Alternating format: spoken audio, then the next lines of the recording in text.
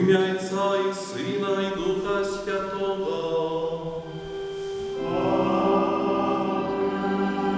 Пан з вами.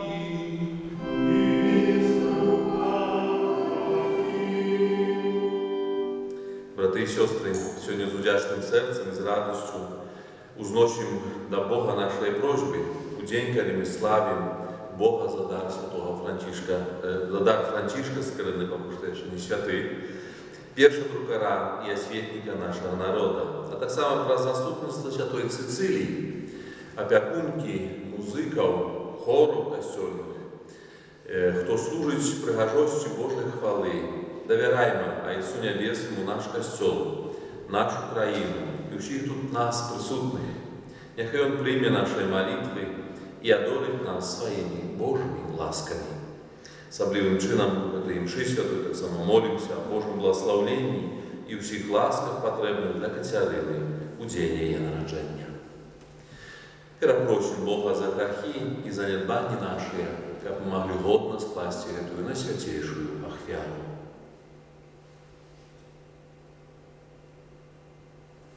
Сповідаюся Богу всемогутному и вам, браты и сестры, что сгрешил я вельми, думкою, словом, учинком и занедбанием.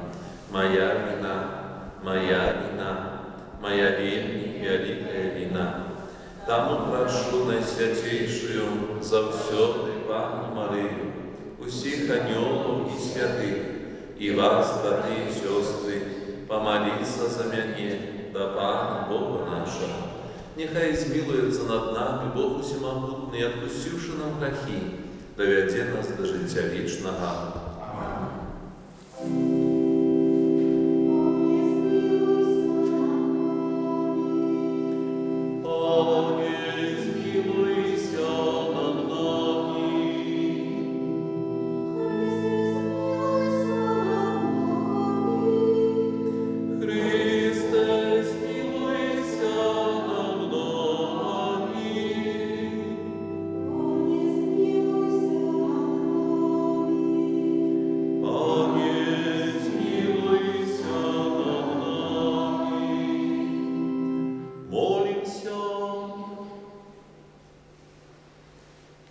Пане наш Боже, Ты, что дозволяешь нам с радостью отзначить день уславления Святой Цицилии, просим Тебе, учеников, мы имкнулись наследовать ей приклад с побожностью, захованный в костеле, и обещать суды Иисуса Христа, який Он з'явив у своих слугах, який с Тобою живей владарец у єдності Духа Святого, Бог прозуще веки вечные. Аминь.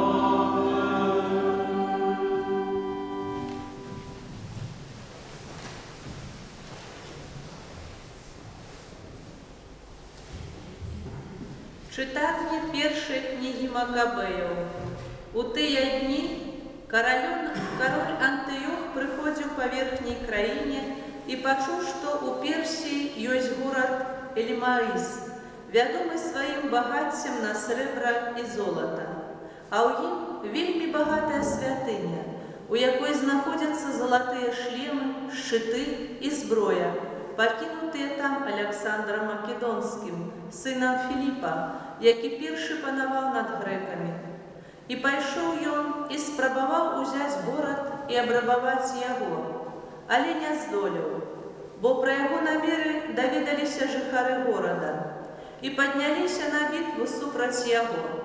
І ён уцёк і адышоў адтуль з вялікім смуткам, каб вярнуцца ў Бабілён. А калі ён быў яшчэ ў Персіі, да яго прыбыў пэўны пасланец і паведаміў, што войскі, якія вырушылі ў зямлю Юды, звернуты ў бегства. Лізій жа, які сярод першых выправіўся з моцнымі сіламі, быў прагнаны ад аблічча юдэяў, якія ўзмацніліся за кошт зброі, сілаў і шматлікіх трафеяў, забраных у разбітага войска. Самі ж юдэі зруйнавалі агіду, пабудаваную на алтары ў Єрусаліме, і абнеслі высокімі мурамі святыню, як і раней, а таксама свой горад Бэт-Шур. Калі кароль пачуў гэтыя навіны, ён спалохаўся і моцна ўсхваляваўся. Упаў на свой ложак і занямог за смутку, што не сталася так, як ён задумаў. Заставаўся там шмат дзён, бо глыбокі смутак аднаўляўся ў ім, і ён зразумеў, што памірае. І паклікаў усіх сяброў сваіх і сказаў ім: «Сон пакінуў мяне, а маё сэрца сціснулася ад хвалявання. І сказаў я ў сваім сэрцы: да якога смутку дайшоў я, у якое хваляванне патрапіў я, той, які быў ласкавы і любімы падчас панавання свайго. Цяпер жа прыгадваю тое зло, якое я ўчыніў у Єрусаліме. Я забраў усё адтуль срэбнае і залатое начынне і беспадстаўна паслаў знішчаць жыхароў Юды. Я зразумеў, што з гэтай прычыны напаткала мяне гэтае ліха, і вось у вялікім смутку я паміраю на чужыне». Гэта Слова Божие.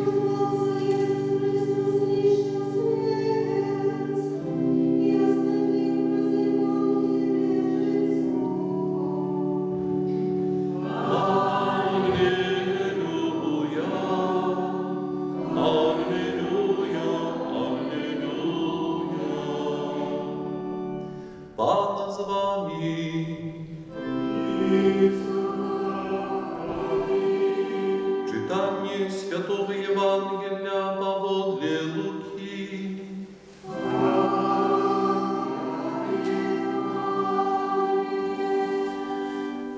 У той час падышлі некаторыя з садукеяў, якія адмаўлялі ў воскресенне, і спыталі у Jesуса: «Настаўнік, Маісей напісаў нам, што калі ў некага памрэ брат, які меў жонку, і памрэ бяздзетны, то брат ягоны павінен узяць ягоную жонку і ўзбудзіць патомства брату свайму. Было ж 7 братоў. Першы, узяўшы жонку, памёр бяздзетным. Потым другі і трэці яе ўзяў. Таксама і ўсе 7, не пакінуўшы дзяцей, памерлі. Урэшце памерла і жонка. Дык вось пасля ўваскрасення, катораму з іх яна будзе жонкаю. Бо ў 7 яна была жонкаю. Езус сказаў ім: «Дзеці гэтага веку жэняцца і выходзяць замуж, а тыя, хто будзе годны таго веку і ў васкрасенні з мёртвых, не будуць ні жаніцца, ні выходзіць замуж, ні памерці ўжо не змогуць, бо яны роўныя анёлам і з'яўляюцца сынамі Божымі, будучы сынамі ў васкрасення. А што мёртвыя ўваскрэснуць, і Маісей засведчыў, кажучы пра куст, калі назваў Пана Богам Абрагама і Богам Ізаака і Богам Якуба. Бог жа не ёсць Богам мёртвых, але жывых, бо ўсе для яго жывуць». На гэта сказалі некаторыя з кніжнікаў: «Настаўнік, ты добра сказаў», і ўжо ні пра што не адважваліся распытваць у яго. Гэта слова Пана.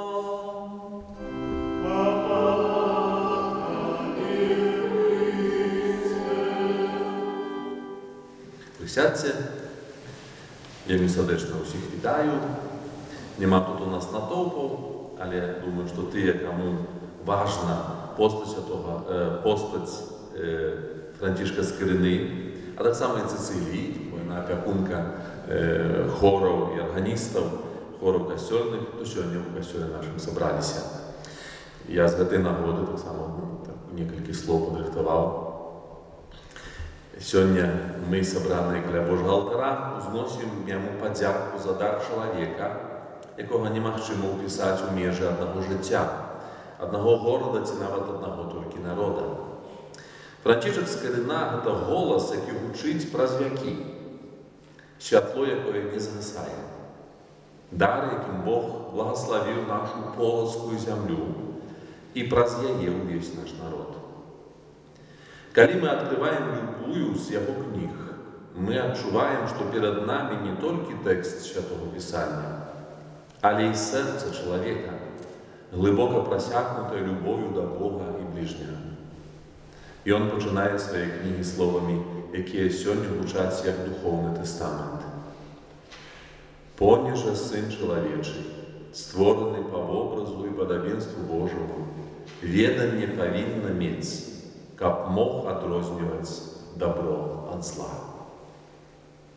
Скарына ведаў, што веданне – гэта не проста інфармацыя, але шлях для спасення. Бо праз пазнанне праўды мы прыходзім да таго, хто з'яўляецца праўдаю. У свой час Біблія для простых людзей была закрытай кнігай. Таму ведаем так званую Біблію Паўперум. Гэта вось менавіта фрэскі, абразы намаляваныя, альбо правда, нават ёсць такія касцёлы, дзе гэтая Біблія бедных ёсць вылажана каменьчыкамі. Яна была зроблена спецыяльна для таго, каб людзі, которые не маглі чытаць, альбо не ўмелі чытаць, альбо не маглі набыць сабе Біблію, прыходзячы ў касцёл ці ў царкву, гледзячы на роспісы ці на мазаікі царкоўныя ці касцёльныя, маглі такім чынам пазнаваць праўду Святога Пісання.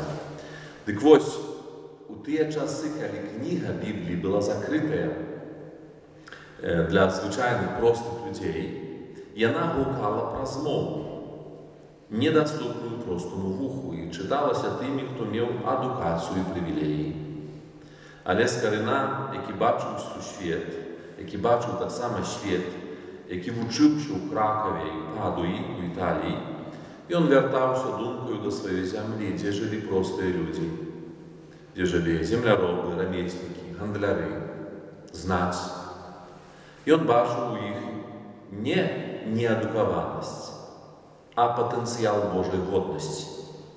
Таму з такой рашучасцю пісаў: не толькі для сябе аднаго, але і для агульнай карысці людзей паспрабаваў я гэта зрабіць.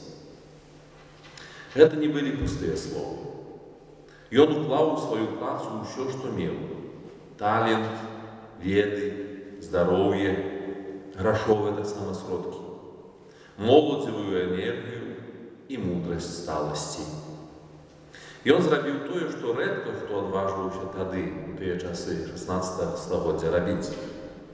Узяў святую спадчыну і перадаў яе чалавеку на вуліцы, у хаце, на полі, у горадзе.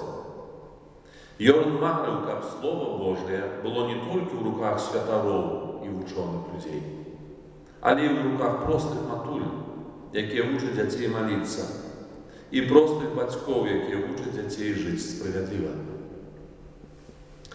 У пасляслоўі да кнігі Руты, напісаным быццам у святле лямпы над друкарскім станком, ён пакінуў словы, якія гучаць сёння як гімн асветы. Кнігі – рэкі, што напаўняюць свет мудрасцю. І сапраўды, гэта не тыя рэкі напаілі наш народ, калі ён яшчэ не меў ані сваіх універсітэтаў, ані звязнай, рашучай і яскравай дзяржаўнасці. Хіба не гэтыя рэкі падтрымлівалі дух у часах няволі, забарону і пакут на стагоддзі?